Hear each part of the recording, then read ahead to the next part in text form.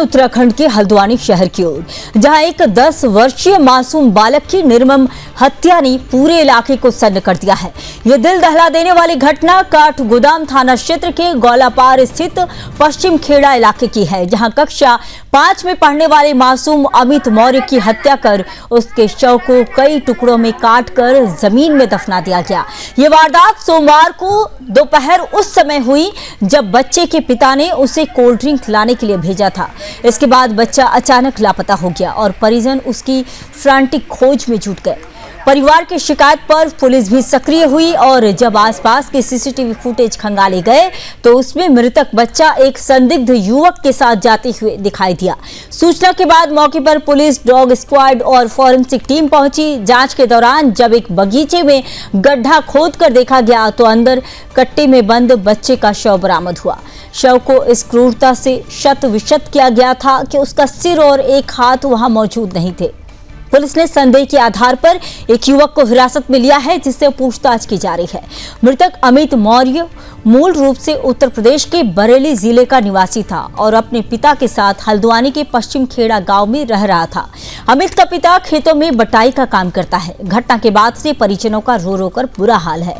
वहीं पूरे इलाके में दहशत और आक्रोश का माहौल बना हुआ है। काठगोदाम थाना पुलिस और फॉरेंसिक टीम ने घटनास्थल से आवश्यक साक्ष्य जुटाए हैं और शव को पोस्टमार्टम के लिए भेज दिया गया है।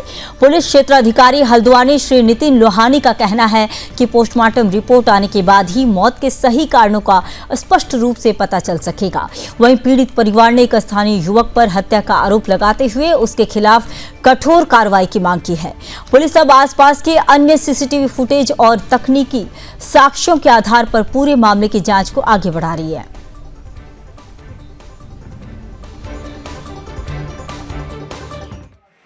क्षेत्र काठगोदाम थाना क्षेत्र में वहाँ पे एक बच्चे की बॉडी मिलने की सूचना है। बॉडी रिकवर की गई है। तो अभी जो आगे की कार्रवाई है, अभी मैं नहीं कह सकता, आगे की कार्रवाई चल रही है और हमारे ट्रैकर डॉग्स और जो हमारी टीमें हैं वो लगी हुई हैं। तो बहुत जल्द हम इस पूरी घटना का अनावरण करेंगे। देखिए, प्रथम दृष्टया मैं बिना पोस्टमार्टम रिपोर्ट से अभी कुछ नहीं कह सकता, तो अभी फिलहाल थोड़ा सा अब हमें वक्त है, बहुत जल्द इसका अनावरण करेंगे। खबरों में आगे बढ़ते हैं। बता दें कि उत्तराखंड के शीतल पहाड़ियों और पर्यटन नगर मसूरी से जुड़ा एक बड़ा अपडेट सामने आया है, जहां हाल ही में सरकार द्वारा पर्यटकों की पंजीकरण अनिवार्य करने के निर्देशों के बाद स्थानीय व्यापारी वर्ग में नाराजगी का माहौल है। मसूरी के व्यापारी संगठनों का कहना है कि पर्यटक के आने से ही यहां की अर्थव्यवस्था चलती है, लेकिन अब पंजीकरण जैसी बाध्यताएं व्यापार पर प्रतिकूल असर डाल रही है। उनका साफ कहना है कि पंजीकरण की प्रक्रिया से सैलानी हतोत्साहित हो सकते हैं। इसी मुद्दे पर अब मसूरी से विधायक और प्रदेश सरकार के कैबिनेट मंत्री श्री गणेश जोशी ने संज्ञान लिया है। मंत्री जी ने कहा है कि वो व्यापारियों से बातचीत करेंगे और सभी को विश्वास में लेकर निर्णय लिया जाएगा।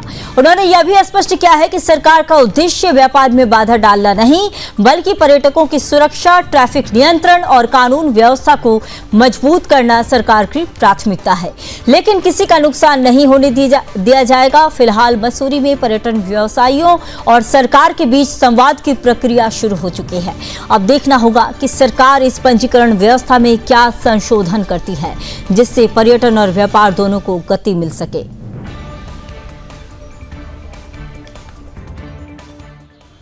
देखिए,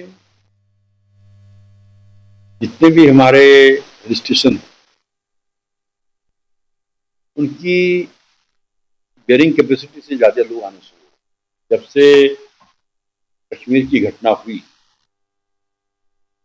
पूरा टूरिस्ट, क्योंकि सबसे नजदीक डेस्टिनेशन दिल्ली से देहरादून और मसूरी, तो यहाँ पर आ रहे हैं। कल को कोई घटना न घटे तो सुरक्षा हेतु ये कदम उठाए हैं और उसमें कहीं उनके हित प्रभावित होते हैं तो उनसे बात करके कोई ऐसा मैकेनिज्म बनाया जाएगा कि वहाँ की व्यापारियों को भी दिक्कत ना हो और ट्रैफिक व्यवस्था भी सुचारू चलते रहे, आने वाले लोगों को परेशान।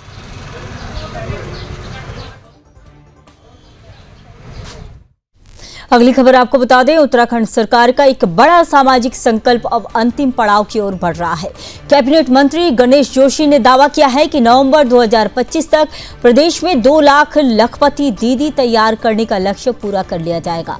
मंत्री गणेश जोशी ने बताया कि प्रधानमंत्री नरेंद्र मोदी के तीसरी बार प्रधानमंत्री बनने के बाद पूरे देश में 3 करोड़ लखपति दीदी बनाने का संकल्प लिया गया है और इसी दिशा में उत्तराखंड सरकार भी मजबूत कदम बढ़ा रही है। फिलहाल उत्तराखंड में 1,65,000 लखपति दीदी बन चुकी है और आगामी नवंबर में जब राज्य गठन के 25 साल पूरे होंगे तब तक 2 लाख लखपति दीदी का लक्ष्य पूरा कर लिया जाएगा। मंत्री गणेश जोशी ने कहा कि महिला सशक्तिकरण के इस मॉडल से गांव-गांव में आत्मनिर्भरता और आर्थिक मजबूती का संदेश जा रहा है और उत्तराखंड देश के लिए रोल मॉडल बनने की दिशा में तेजी से अग्रसर है। तो नवंबर का महीना सिर्फ राज्य स्थापना की वर्षगांठ नहीं बल्कि लखपति दीदी मिशन की सिद्धि का प्रतीक भी बनकर सामने आएगा।